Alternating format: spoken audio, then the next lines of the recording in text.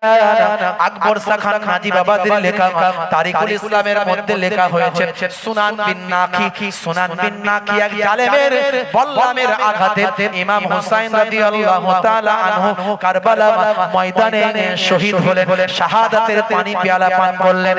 ইন্না লিল্লাহি ওয়া ইন্না ইলাইহি রাজিউন। হে তরুণ যুবকেরা, সংক্ষেপ করে বলি, ছোট করে বলি, একটু ভাবুন।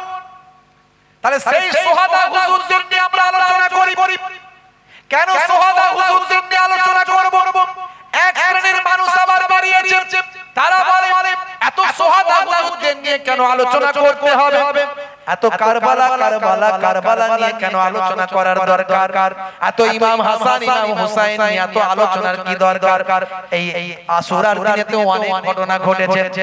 এই আশুরার দিনেতে দুনিয়া তৈরি হয়েছে। এই আশুরার দিনেতে আদম নবী জান্নাত থেকে বেরিয়ে এসেছেন। এই আশুরার দিনেতে অনেক ঘটনা ঘটেছে। ইব্রাহিম নবী নমরুদের কবল থেকে মুক্তি পেয়েছে, ভাই আবার মুসা কালিমুল্লাহ ফেরাউনের কবল থেকে নাজাত পেয়েছে। এত ঘটনা ছেড়ে দিয়ে শুধু কারবালা নিয়ে আলোচনা কেন? হে তরুণ যুবকেরা, আমরা মুসা নবীর আলোচনা অন্য সময় করি, ঈসা নবীর আলোচনা অন্য সময় করি, কিন্তু মনে রাখবেন সমস্ত নবীদের নবী হলেন, সমস্ত নবীদের ইমাম হলেন আপনারা আখেরি জামানার পয়গম্বর। সেই নবীর কলিজার টুকরা নাতিরা এই সময় শহীদ হয়েছিলেন। এই মুহররমের আশুরার দিনে শুহাদায়ে কারবালা হুজুররা নির্মমভাবে শহীদ হয়েছিলেন। আর এই শাহাদাতের মধ্যে দিয়ে ইসলাম का जिंदा হয়েছে। ইসলাম জিন্দা होता है हर কারবালা के बाद। বন্ধুরা আমার, তরুণ যুবকেরা আমার, হে আমার মুরব্বিয়ানেরা, শুনে রেখে দিন বাবা, জেনে রেখে দেন। ইমাম হাসান ইমাম হুসাইন হুজুর বড় হতে লাগলেন বাবা। বড় হওয়ার পরে তাদের শাদী বিবাহের ব্যবস্থা করা হলো। অনেক ঘটনা। বন্ধুরা আমার, তরুণ যুবকেরা, হে আমার মুরব্বিয়ানেরা আমার, শুনে রেখে দিন বাবা, জেনে রেখে দিন বাবা। হে মুসলমান, একটুখানি লক্ষ্য করুন। আল্লাহর নবীর ইন্তেকালের পরে হযরতে আবু বকর সিদ্দিক রাদিয়াল্লাহু তাআলা আনহু 2 বছর কয়েক মাস ভাই আমার খেলাফতি করেন। 2 বছর কয়েক মাস মাত্র খেলাফতি করেন। তারপরে খলিফার আসনে বসেন হযরতে ওমর ফারুক রাদিয়াল্লাহু তাআলা আনহু। টানা 10 বছর খেলাফতি করেন। 10 বছর খেলাফতি করেন হযরতে ওমর ফারুক রাদিয়াল্লাহু তাআলা আনহুর পরে ইসলামের দ্বিতীয় খলিফা হযরতে ওসমান জিন্নুরাইন 12 বছর খেলাফতি করেন। 12 বছর খেলাফতি করার পরে তার ইন্তেকালের পরে হযরতে আলী মুর্তজা কারামাল্লাহু ওয়াজহু তিনি 5 বছর কয়েক মাস খেলাফতি করেন। হে তরুণ যুবকেরা, হে আমার বন্ধুরা, শুনে রেখে দিন বাবা, জেনে রেখে দিন বাবা। হে মুসলমান, একটুখানি লক্ষ্য করুন। এদিকে হযরতে আবু বকর সিদ্দিক রাদিয়াল্লাহু তাআলা আনহুর জামানাতে ভাই আমার তিনি দামেস্কে সৈন্য পাঠিয়েছিলেন। দামেস্কে যখন সৈন্য পাঠিয়েছিলেন, সেই সৈন্য দলেতে আমিরে মাবিয়াও সঙ্গে ছিলেন। তরুণ যুবকেরা, খুবই সংক্ষেপ করে বলি, হযরত ইমাম হাসান রাদিয়াল্লাহু তাআলা আনহুকে জীবনে বারবার বিবাহ সংক্রান্ত ব্যাপার নিয়ে বিস্পান করানো হয়েছিল বাবা। বন্ধুরা আমার, তরুণ যুবকেরা আমার, প্রত্যেকবারই হযরত ইমাম হাসান রাদিয়াল্লাহু তাআলা আনহু বিস্পান করার পরে আস্তে আস্তে নানা জানের রওজা মোবারকে গেছেন। নানা জানের রওজা মোবারকে গিয়ে আল্লাহর নবীর ওসিলা দিয়ে দোয়া চেয়েছেন। নানা জানের ওসিলায়, নবী পাকের ওসিলায় আমার আল্লাহ ইমাম হাসান হুজুরের বিষকে পানি করে দিয়েছেন। কিন্তু শরীরটা কমজোর হয়ে যায়, রোদে বেরোতে কষ্ট হয়। হে তরুণ যুবকেরা, হে আমার মুরব্বিয়ানেরা, মাঝে মাঝে অসুস্থ বোধ করেন। বন্ধুরা আমার, তরুণ যুবকেরা, নানা জানের কলিজার টুকরা নাতি ইমাম হাসান হুজুর, ইমাম হাসান হুজুরের সহচর ভালোবাসার মানুষেরা তাকে ঘিরে রাখেন যাতে করে দুশমনেরা আর কখনো বিষ না পান করাতে পারে। কুঁজোর ভিতরে পানি রেখে কুঁজোটা সিল করে দেয়। হে তরুণ যুবকেরা, হে আমার মুরব্বিয়ানেরা, এইভাবে চলতে থাকে বেশ কিছুদিন। একদিন বাড়ির মধ্যে ভাই আমার রাতের বেলা আল্লাহর নবীর নাতি কলিজার টুকরা নওয়াসায়ে রাসূল হযরত ইমাম হাসান রাদিয়াল্লাহু তাআলা আনহু মুরিদিন মুহিব্বিন সঙ্গী সাথীদের নিয়ে তিনি বসে আছেন। ভাই আমার আলোচনা করছেন, কথাবার্তা বলছেন। শরীরটা বড় খারাপ, শরীরটা একটু অসুস্থ বাবা। কথাবার্তা বলতে বলতে একটু ক্লান্ত হয়ে গেছেন, একটু আর হয়ে গেছেন, একটু শুয়ে গেছেন। মুরিদানেরা কুঁজো ভাই আমার সিল করা কুঁজোর পানি নিয়ে বসে আছেন। হুজুরের শরীর অসুস্থ, কখন পানি চাইবেন? জীবনের শেষ রাত বাবা, 49 হিজরি, 45 বছর বয়স হযরত ইমাম হাসান রাদিয়াল্লাহু তাআলা আনহু। হে তরুণ যুবকেরা, এমন সময় চোখটা লেগে গিয়েছে, হঠাৎ করে স্বপ্ন দেখেন আল্লাহর জান্নাতের ভিতরে প্রবেশ করেছেন, আল্লাহর জান্নাতের ভিতরে ঢুকে গেছেন। ইমাম হাসান হুজুর আল্লাহর জান্নাতের ভিতরে প্রবেশ করেছেন। দেখতে পান একদিকে নানা জান সিংহাসনে বসে আছেন, আর একদিকে আব্বা জান বসে আছেন, আর একদিকে আম্মা জান বসে আছেন। আব্বা নানা জান ডাকছেন, ভাই হাসান, ভাই হাসান, ভাই হাসান, আর কতদিন দুনিয়া আর জমিনে থাকবে? এসো এসো ভাই হাসান, নানা নাতি আল্লাহর জান্নাতে একসঙ্গে বসবাস করি। তবে মনে রাখবে ভাই হাসান, তুমি দুনিয়া ছেড়ে আসার আগে তোমার উপর অনেক মুসিবত চলবে, নাসাবারি করবে না, ধৈর্য হারা হয়ে যাবে না, সবর করবে, ধৈর্য ধারণ করবে। কারণ তোমাদের দেখিয়ে কাল কিয়ামতের দিনে আমি আমার কোটি কোটি গুনাহগার উম্মতীদের নাজাত করিয়ে নেব। ঘুমটা ভেঙে গেল, তন্দ্রা কেটে গেল। নানা জানের স্বপ্নের কথা মুরিদানদের কাছে বলতে লাগলেন। চোখ ভরা পানি, মুখ ভরা বেদনা। এমন সময় মুরিদানরা হাউমাউ করে কাঁদতে লাগলেন। হে তরুণ যুবকেরা, ইমাম হাসান হুজুর বললেন, বাবারা কে আছে, একটু পানি আমাকে পান করাও। বলার সঙ্গে সঙ্গে মহাব্বতের একজন মুরিদ তাড়াতাড়ি কুজোর সিলটা কেটে, কুজোর সিল কেটে পানিটা ঢেলে দিলেন হুজুরকে।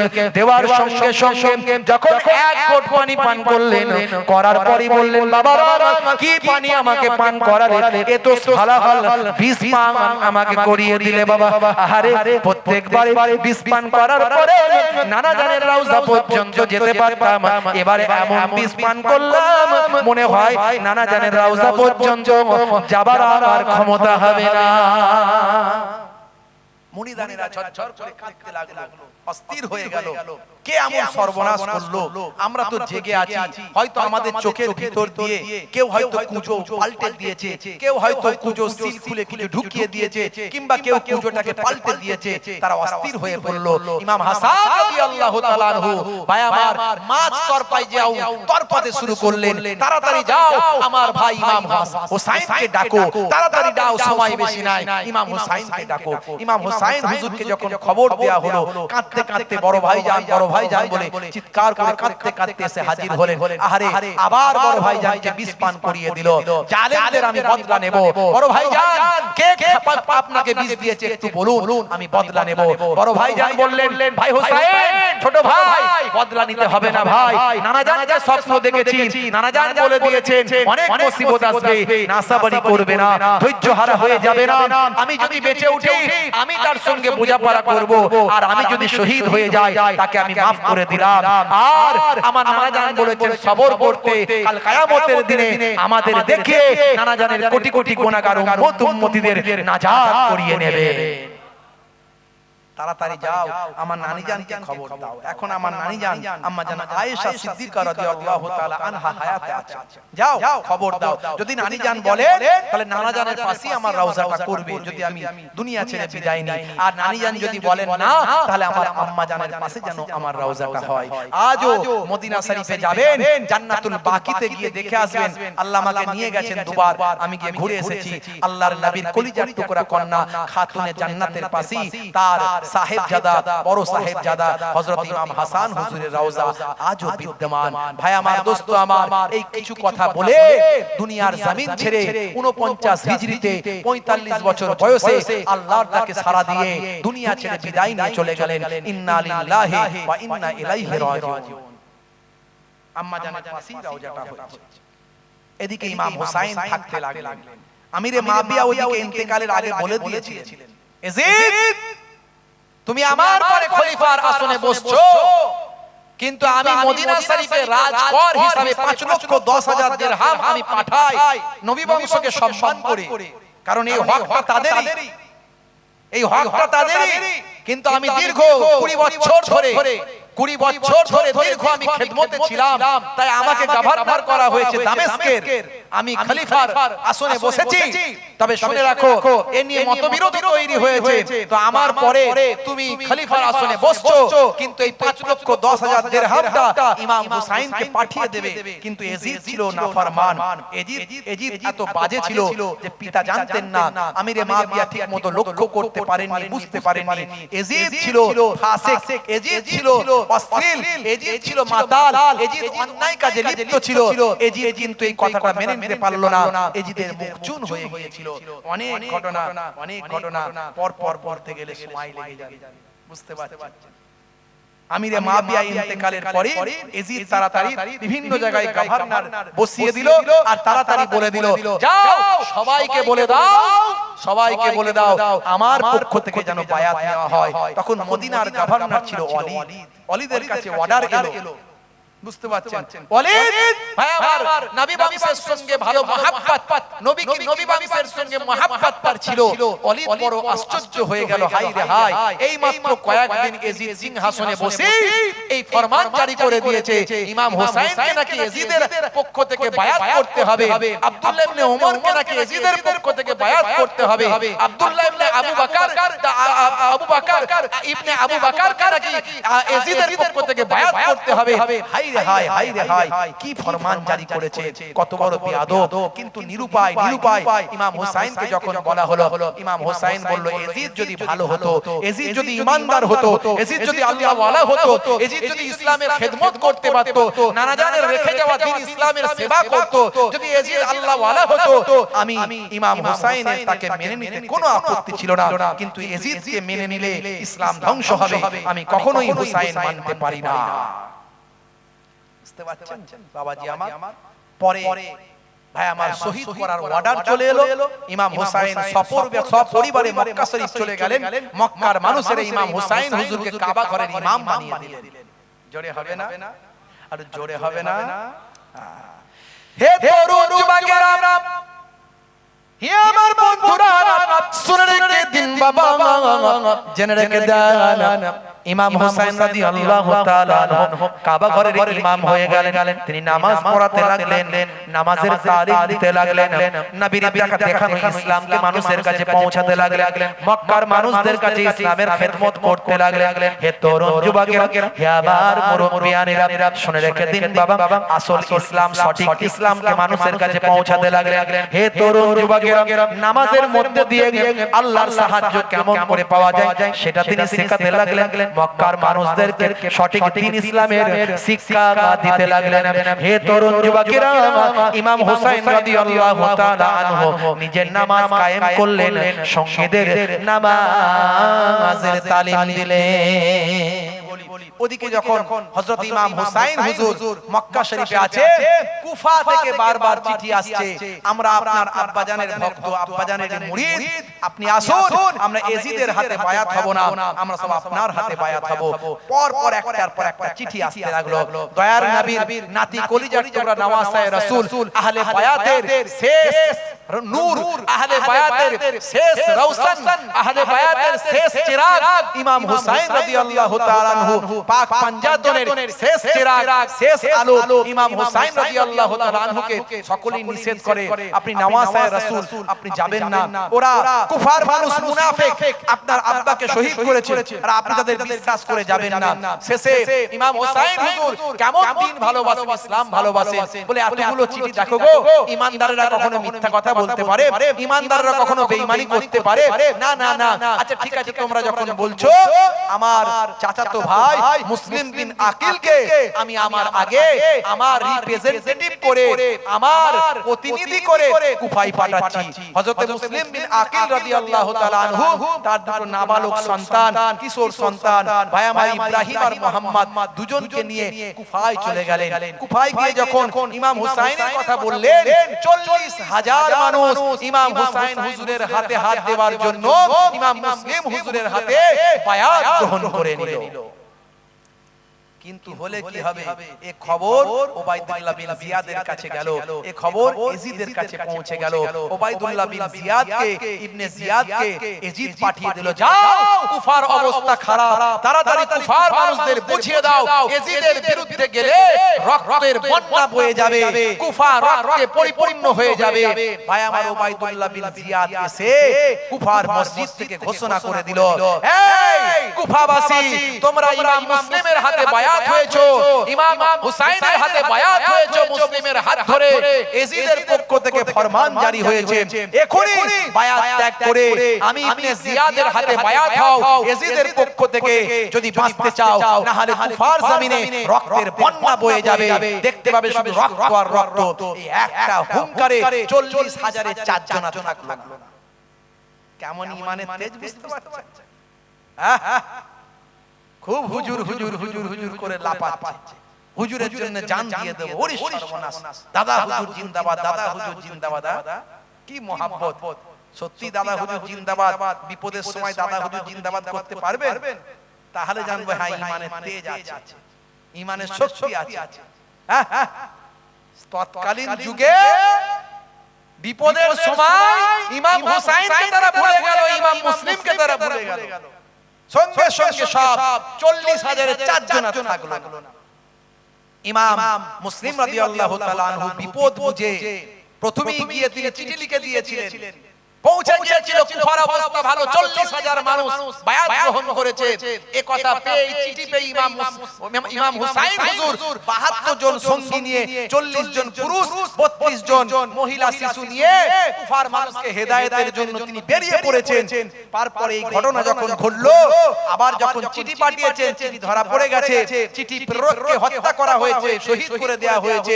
ইমাম মুসলিম রাদিয়াল্লাহু তাআলা আনহু উম্মে হানির বায়ামার উম্মে হানির বাড়িতে আশ্রয় গ্রহণ করেছেন, কিন্তু পরে সেটাও ধরা পড়ে গেল, উম্মে হানিকে শহীদ করে দেয়া হলো, এদিকে আপনার ইমাম মুসলিমকে শহীদ করে দেয়া হলো, এমনকি তার ছোট ছোট দুজন নাবালক সন্তান তাদেরকেও নির্মম ভাবে শহীদ করে দেয়া হয়েছিল। ইমাম হুসাইন হুজুর কারবালা ময়দানে এসে হাজির হয়েছিলেন। ভাই আমার, দোস্ত আমার, জীবনের শেষ রাত 61 হিজরি 9 মুহররম দিনগত রাত ইমাম হুসাইনের সঙ্গে এবার যুদ্ধ করার জন্য কুফারেরা রেডি হয়ে গেছে, খিমাতে এসে আঘাত করছে। এতদিন ধরে যুদ্ধ চলছে, আপনার সবাইকে আমরা শহীদ করে দিয়েছি, এখন আপনার সঙ্গে ডাইরেক্ট যুদ্ধ করতে চাই। ভাই আমার, রাতের বেলা খিমার মধ্যে তাঁবুর মধ্যে পেটা ছেলে বলতে আর কেউ নাই, তেমন যোদ্ধা বলতে আর কেউ নাই, ইমাম হুসাইন আছেন একমাত্র, আর মহিলারা আছে, বাচ্চারা আছে, সকলে ভাই আমার ওই হুজরার ওই আপনার তাঁবুর মধ্যে তেলাওয়াত চলছে, আল্লাহর কালামুল্লাহ পাক তেলাওয়াত চলছে, নামাজ চলছে, দোয়া চলছে। ইমাম হুসাইন হুজুরের চোখটা লেগে গেছে, ইমাম হুসাইন হুজুরের চোখটা লেগে গেছে, একটু তান্দ্রা ভাব এসে গেছে। হে তরুণ যুবকেরা, হে আমার বন্ধুরা, শুনে রেখে দিন বাবা, জেনে রেখে দেন, জীবনের শেষ রাত বাবা হযরত ইমাম হুসাইন রাদিয়াল্লাহু তাআলা আনহু চোখটা লেগে গিয়েছে তাঁবুর ভিতরে। এমন সময় দেখতে পেলেন, খ্বাব দেখতে পেলেন, স্বপ্ন দেখতে পেলেন, যে স্বপ্নটা বড় ভাই যাই জীবনের শেষ রাত্রে দেখেছিলেন, সেই স্বপ্নটাই হযরত ইমাম হুসাইনও দেখতে পেলেন, আমি আল্লাহর জান্নাতের ভিতরে প্রবেশ করেছি, একটা সিংহাসনে বসে আছেন, আর নানা জান আখিরি জামান জামানার পয়গম্বর আর একটা সিংহাসনে বসে আছেন আব্বাজান শেরে খোদা আলী মুর্তজা কারামাল্লাহু ওয়াজহু আর একটা সিংহাসনে বসে আছেন আম্মাজান খাতুনে জান্নাত আর একটা সিংহাসনে বসে আছেন বড় ভাইজান নওয়াসে রাসূল আর একটা সিংহাসনে বসে আছেন আমার চাচাতো ভাই হযরতে ইমাম মুসলিম রাদিয়াল্লাহু তাআলা আনহু নানাজান ডাক দিয়ে বলছেন ভাই হোসেন ও ভাই হোসেন ভাই হোসেন আর কতদিন দুনিয়ার জমিনে থাকবে এসো এসো এসো আল্লাহর জান্নাতে নানা নাতি একসঙ্গে বসবাস করি তবে ভাই হোসেন তুমি যখন দুনিয়ার জমিন ছেড়ে বিদায় নেবে তোমার উপর অনেক মুসিবত আসবে না সবরি করবে না ধৈর্য হারা হয়ে যাবে না কারণ তোমাদের দেখিয়ে কাল কিয়ামতের দিনে আমি আমার কোটি কোটি গুনাহগার উম্মতীদের নাজাত করতে পারবো হে তরুণ যুবকেরা হে আমার মুরব্বিয়ানেরা স্বপ্ন ভেঙে গেল স্ত্রীকে বললেন স্ত্রী হে আমার কলিজার টুকরা স্ত্রী আল্লাহর হাওয়ালায় তোমাদের রাখছি আমি বড় ভাইজান যে স্বপ্ন দেখেছিলেন আমিও দেখলাম এটা আমার শেষ রাত আমার বিশ্বাস এটা আমার শেষ রাত তোমাদের আল্লাহর হাওয়ালায় রেখে দিয়ে যাব যুদ্ধ আমাকে করতে হবে ও বিবি শুনে রেখে দাও জেনে রেখে দাও আমাকে যুদ্ধে যেতে হবে বিবি বলে নিশ্চয় আমি আপনাকে বাধা দেব না কারণ আপনি আপনার নানা জানের রেখে যাওয়া দিনের জন্য যুদ্ধ করবেন শুনে রেখে দিন জেনে রেখে দিন আপনার নানা জানের রেখে যাওয়া ইসলামকে হেফাজতের জন্য আপনি যুদ্ধে যাবেন আমি এর বিরোধিতা করা মানে আমি ইসলামের বাইরে চলে যাব না না আমি বিরোধিতা করব না আপনাকে আল্লাহর দ্বীনের জন্য আমি উৎসর্গ করব ছেড়ে দেব তবে শুনে রেখে দেন নবী বংশের নবী খানদানের ছোট্ট সন্তান আলী আসগার 2.5 বছর আমার স্তনে দুগ্ধ নাই ঘরেতে কয়েকদিন ধরে পানি তো নাই পানির পিপাসায় কষ্ট পায় 2.5 বছরের সন্তানটা পানির পিপাসায় অস্থির হয়ে যাচ্ছে সকলেই তো শহীদ হয়ে গেল চোখ ভরা পানি বুক ভরা বেদনা নিয়ে বলেন ও আমার প্রিয়তম সওহার ও আমার সওহার একবার যান কারবালা ময়দানে গিয়ে 2.5 বছরের আলী আসগারকে একবার গিয়ে দেখান এই 2.5 বছরের আলী আসগারের সঙ্গে তো তাদের শত্রুতা নাই যদি এক পেয়ালা পানি আমার কলিজার টুকরা সন্তানকে তারা একটু ভালোবেসে একটু দয়া করে তারা যদি দেয় আল্লাহর নবীর কলিজার টুকরা নাতি বললেন ও বিবি শুনে রেখে দাও আমি নবী খানদানের সন্তান আমি নওয়াসায়ে রাসূল আমি আহলে বায়াতের খানদান আমি কখনো হাত পাততে পারবো না নবী খানদান কারো কাছে হাত পাতে না কারো কাছে চায় না কারো কাছে হাত পাতে না কারো কাছে ভিক্ষা চায় না আল্লাহর নবীর কলিজার টুকরা নওয়াসায়ে রাসূলের কলিজার টুকরা জাওজা বললেন স্ত্রী বললেন পানি আল্লাহর নিয়ামত পানি চাইলে কখনো ভিক্ষা করা হয় না জান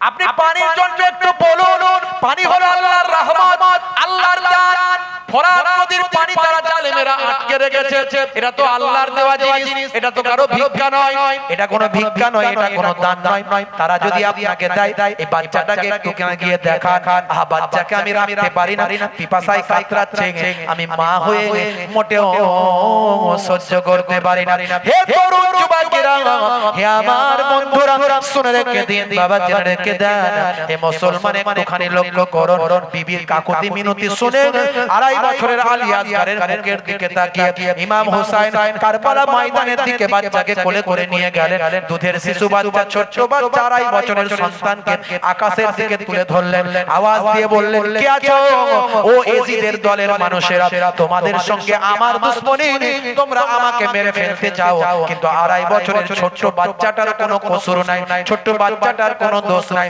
এই 2.5 বছরের বাচ্চাটা পানির পিপাসায় কাতরাচ্ছে আজ কয়েকদিন ধরে স্ত্রী দুগ্ধ শুকিয়ে গেছে মাতৃ দুগ্ধ শুকিয়ে গেছে এই আবার 2.5 বছরের ছোট্ট বাচ্চাটাকে যদি এক পেয়ালা পানি যদি ধার হিসাবে দাও আমি ধার হিসাবে চাইছি বাবা ধার হিসাবে যদি চাও দাও আমার নানা জানের কালেমা তোমরা পড়েছো তোমরা কি আমাকে চেনো আমি হলাম ইমাম হুসাইন আমি আমার নানা জান কত আমাকে কোলে নিয়েছেন পিঠে নিয়েছেন কত ভালোবেসেছেন কত আদর করেছেন সে আমি আমার নানা জানের নাতি আমি ইমাম হুসাইন বলছি কথা দিচ্ছি সেদিন কাল কিয়ামতের দিনে আমার নানা জান হবেন হাউজে কাউসারের মালিক এক পেয়ালা পানি যদি আমার কলিজার টুকরায় হযরতে আলী আসগারকে যদি এক পেয়ালা পানি দাও আমি নানা জানকে বলে হাউজে কাউসারের পানি দিয়ে তোমাদের শোধ করে দেব ওরে এজিদ সেনা এই দেখনা পিপাসায় কাতরায় মরণ ছেলে ওরে জিদ সেনা এই দেখনা পিপাসায় কাতরায় মরণ ছেলে কোন দয়া নাই তিরিশে চালায় আলিয়াস গাড়ির ওই বুকেতে আলিয়াস গাড়ির ওই বুকেতে ও আলিয়াস গাড়ির ওই বুকেতে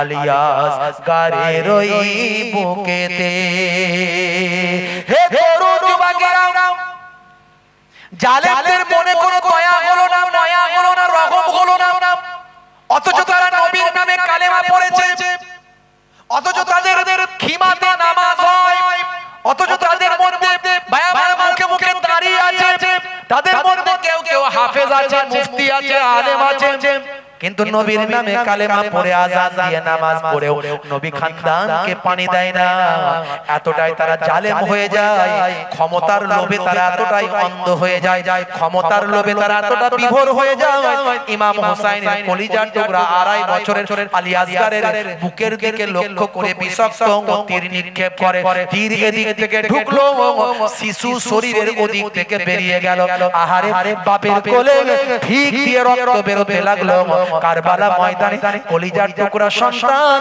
তোর পাতে শহীদি ইন্তেকাল বরণ করলেন সারা শরীরটা লালে লাল হয়ে গেল ইমাম হোসেন রাদিয়াল্লাহু তাআলা আনহু সন্তানের কলিজার টুকরা সন্তানের খুনগুলো নিজের হাতে মাখেন নিজের হাতে মাখতে লাগলেন নিজের হাত দিয়ে ধরলেন চোখে মুখে লাগিয়ে নিলেন আহারে 2.5 বছরের আলী আসগারকে পানি দিল না নবী খানদানকে দুনিয়ার পানি আল্লাহ খাওয়াবেন না নবী খানদানকে আল্লাহ জান্নাতের পানি পান করাবেন হে তরুণ যুবকেরা চোখ ভরা পানি বুক ভরা বেদনা নিয়ে তাঁবুর মধ্যে চলে গেলেন বিবিকে গিয়ে বললেন বিবি পানি পান করানোর শখ মিটে গেছে এই নাও জিন্দা বাচ্চা নিয়ে গিয়েছিলাম আল্লাহ নবী বংশের সন্তানদের পানি দুনিয়ায় রাখেন না এই দেখো মৃত মুর্দা ঠান্ডা বাচ্চা তোমার কাছে নিয়ে এসেছি আহারে আমার 2.5 বছরের আলী আসগারকে তারা বাঁচতে দিল না ইমাম হোসেন ঝরঝর করে কাঁদতে লাগলেন মা জননী মা তিনিও ঝরঝর করে কাঁদতে লাগলেন হে তরুণ যুবকেরা হে আমার মুরব্বিয়ানেরা অথচ ওলিয়া উলিয়ারা দোয়া চাইলে সঙ্গে সঙ্গে কবুল হয়ে যায় আর নবীর নাতিরা দোয়া চাইলে কি কবুল হতো না নিশ্চয় কবুল হতো তারা কেবলমাত্র সবর করেছেন ধৈর্য ধারণ করেছে তাকদীরকে তারা নিজেদের গ্রহণ করেছেন কোটি কোটি গুনাহগার উম্মত উম্মতীদের নাজাতের জন্য আজকে সেই উম্মত চোর আজকে সেই উম্মত ডাকাত আজকে সেই উম্মত বেনামাজি আজকে সেই উম্মত নেশাখোর কর্তাখোর গাঁজাখোর হে উম্মত তুমি ইমাম হোসেনকে কি করে ভুলতে পারো হে উম্মত তুমি আলী আসগারকে কি করে ভুলতে পারো কারবালার দিনের কথা কেমন করে ভুলতে পারো উম্মত রে ওরে উম্মত নামাজি হয়ে যাও ওরে উম্মত রাসূলের সুন্নাত ওয়ালা হয়ে যাও জীবনটা পাল্টে ফেলো উম্মত আখিরি জামানার উম্মত নবীর সুন্নাত ওয়ালা হয়ে যাও দুনিয়াতেও শান্তি পাবে আখিরাতেও নাজাত পাবে জীবনের শেষ রাত কেটে গেল ভাই আমার বেলা হয়ে গেল দুশমনেরা বলে হোসেন বেরিয়ে এসো তোমার সঙ্গে লড়াই হে তরুণ যুবকেরা বিবির সঙ্গে বিদায় নিলেন স্ত্রীর সঙ্গে পরিবার আত্মীয় স্বজনের সঙ্গে বিদায় নিলেন ভাই আমার যুদ্ধের পোশাক পরে ফেললেন ভাই আমার যুদ্ধের বর্ম পরে ফেললেন যুদ্ধের পোশাক পরে ফেললেন মাথায় নবীর দেওয়া পাগড়িখানা পরে ফেললেন হাতে নবীর দেওয়া জুলফিকার শেরে খোদা আলীর তলোয়ারখানা ধরে ফেললেন দুলদুল ঘোড়ার উপর চেপে পড়লেন ঘোড়াকে এক করা মারলেন বিদায় নিয়ে চলে গেলেন কারবালা ময়দানের উপর দিয়ে তরোয়াল এমন ঘোরাতে লাগলেন। বীর যোদ্ধা ছিলেন হযরত ইমাম হুসাইন। শেরে খোদা আলী যখন ময়দানে নামতেন হাজার হাজার যোদ্ধারা কুপকাত হয়ে যেত, তাদের ভয়ে হৃদয় কম্পন হতো। আর ইমাম হুসাইন যখন ময়দানে নামতেন জালেমদের হৃদয়টা প্রকম্পিত হতো, জালেমদের হৃদয়ে ভূমিকম্প তৈরি হতো। এমন তিনি তরোয়াল ঘোরাতে লাগলেন, ঢাল চালাতে লাগলেন, দুশমনেরা রাস্তা ক্লিয়ার করে দিতে বাধ্য হলো। ভাই আমার কোনো তীর আঘাত করতে পারলো না। এইভাবে চলতে লাগলো। হযরত ইমাম হুসাইন অনেক জালেমদের হত্যা করলেন, জাহান্নামের ঠিকানায় পাঠিয়ে দিয়ে তলোয়ার ঘোরাতে ঘোরাতে দুলদুল ঘোড়া নিয়ে সোজা ফোরাত নদীতে পৌঁছে গেলেন। ফোরাত নদীতে গিয়ে কয়েকদিন ক্ষুধার্ত অবস্থায়, কয়েকদিন তৃষ্ণার্ত অবস্থায়, পানিবিহীন অবস্থায় আছেন। একটু পানি ফেলে শক্তি আরো হাজার হাজার গুণ বেড়ে যাবে। কয়েকদিন পানি না খেয়ে ইমাম হুসাইনের আল্লাহ এমন শক্তি দিয়েছেন, পানি যদি একটু খেয়ে ফেলেন, দুশমনেরা চিন্তা করছে যদি ইমাম হুসাইন পানি পান করে ফেলেন তার সামনে দাঁড়ানোর বাপের বেটা আর কারবালা ময়দানে কেউ না। বুঝতে পারছেন? আল্লাহ তাকে এমন শক্তি দিয়েছিলেন, এমন ক্ষমতা দিয়েছিলেন। বাপেরা আমার, তরুণ যুবকেরা আমার, মুরব্বিয়ানেরা আমার, ভাইরা আমার, তরুণ যুবকেরা, হযরত ইমাম হুসাইন যখন ফোরাত নদীতে নেমে পানি হাতে করে চলছেন, পানি খাবেন, অমনি ছবি ভেসে উঠছে কাসিমের কথা, কাসিমের ছবি ভেসে উঠেছে, অমনি ভেসে উঠছে ভাই আমার আব্দুল ওয়াহাবের কথা, অমনি ভেসে উঠছে নবী বংশের খানদানদের কথা, অমনি ভেসে উঠছে এই মাত্র শহীদ হয়ে গেল আমার 2.5 বছরের আলী আসগারের কথা। ভাই আমার চেহারা খানা ভেসে উঠছে, যেন পানি তুলছেন, পানি ফেলে দিচ্ছেন, পানি তুলছেন, পানি ফেলে দিচ্ছেন। দুশমনেরা লক্ষ্য করছে পানি যদি খেয়ে ফেলে তাহলে ইমাম হুসাইনের সামনে যাবার ক্ষমতা আর কারো হবে না। ওদিকে দুশমনেরা রটিয়ে দিল, ও ইমাম হুসাইন আপনি পানি পান করছেন, আর ওদিকে আপনার খিমার উপর, মহিলাদের উপর আঘাত হচ্ছে। এমন কথা শুনে পানি পান করা বাদ দিয়ে দুলদুল ঘোড়ায় উঠলেন, এক কোড়া মারলেন, তড়িৎ গতিতে খিমার সামনে এসে হাজির হলেন।